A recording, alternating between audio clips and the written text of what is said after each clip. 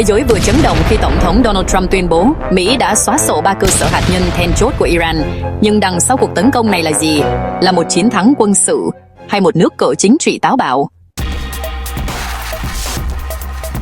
Mỹ tan công Fordo, Natanz và Isfahan bằng bom xuyên hầm GBU-50 bay và tên lửa Tomahawk. Trump tuyên bố xóa sổ hoàn toàn chương trình hạt nhân Iran.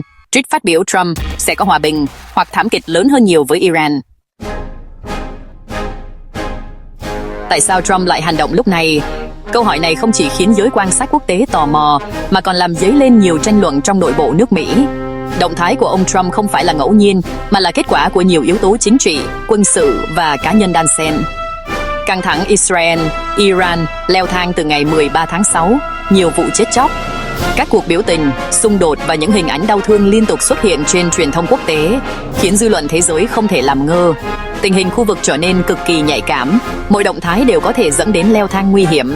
Tình báo Mỹ cho rằng Israel không thể tự phá hủy Fordo, Mỹ buộc phải ra tay. Fordo là một trong những cơ sở hạt nhân được bảo vệ nghiêm ngặt nhất của Iran, và nếu không có sự hỗ trợ từ Mỹ, Israel khó lòng đạt được mục tiêu.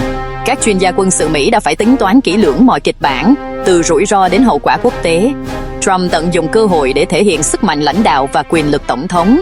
Ông xuất hiện trước công chúng với hình ảnh quyết đoán, không ngần ngại đối đầu với những thách thức lớn. Đối với Trump, đây còn là dịp để củng cố vị thế cá nhân, đặc biệt trong bối cảnh bầu cử đang đến gần. Chiến dịch không chỉ là quân sự, mà còn là tuyên bố chính trị. Trump ngầm khẳng định, tôi khác với các đội tổng thống trước. Ông muốn gửi thông điệp mạnh mẽ tới cả đội thủ lần đồng minh. Nước Mỹ, dưới thời Trump sẽ hành động quyết liệt, không ngần ngại sử dụng sức mạnh để bảo vệ lợi ích quốc gia. Tôi dám làm điều không ai dám. Đó là thông điệp mà Trump muốn truyền tải, không chỉ tới người dân Mỹ, mà còn tới toàn thế giới.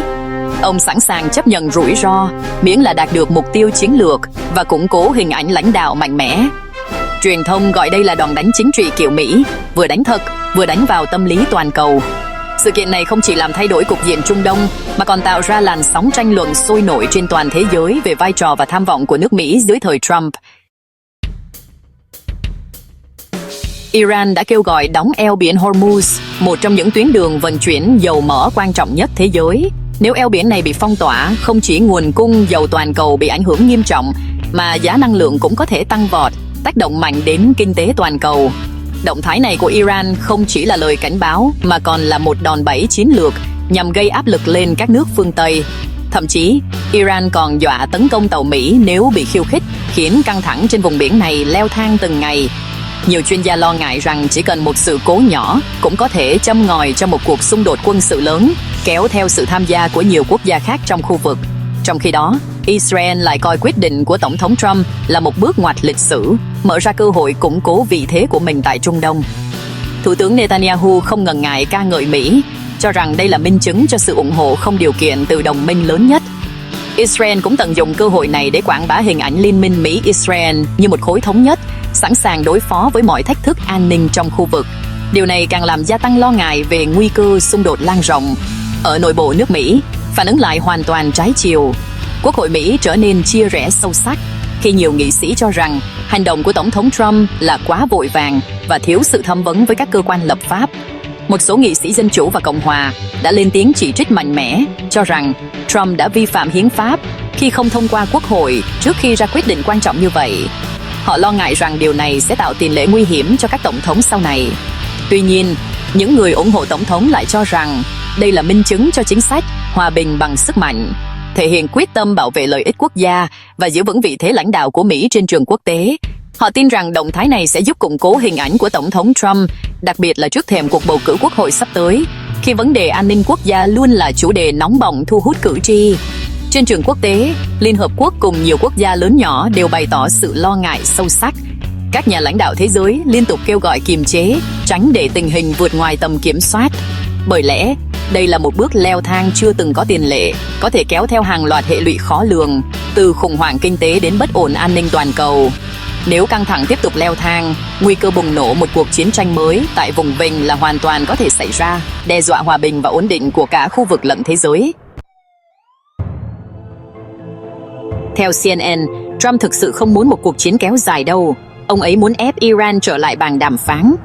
Cuộc tấn công này có thể chỉ là bước đầu tiên để dàn xếp một thỏa thuận hạt nhân mới, nhưng lần này là tư thế ép buộc, chứ không phải thỏa hiệp. Thế thì, Trump có đang dùng chiến tranh để tạo hòa bình không? Hay thực chất đang đặt cả Trung Đông vào một cảnh bạc sinh tử? Không ai có thể dự đoán chính xác điều gì sẽ xảy ra tiếp theo trong bối cảnh thế giới đầy biến động này. Mỗi ngày, những tin tức mới lại xuất hiện, khiến chúng ta không khỏi lo lắng và tò mò về tương lai phía trước. Tuy nhiên, có một điều chắc chắn, chính trị toàn cầu đã bước sang một trang hoàn toàn mới. Những quyết định và động thái của các nhà lãnh đạo thế giới, đặc biệt là tại Trung Đông, đang tạo ra những ảnh hưởng sâu rộng, không chỉ đối với khu vực, mà còn với toàn bộ cộng đồng quốc tế. Bạn nghĩ sao về động thái gần đây của Tổng thống Trump? Liệu đây là một chiến lược khôn ngoan nhằm bảo vệ lợi ích quốc gia, hay là một bước đi đầy rủi ro có thể làm leo thang căng thẳng toàn cầu?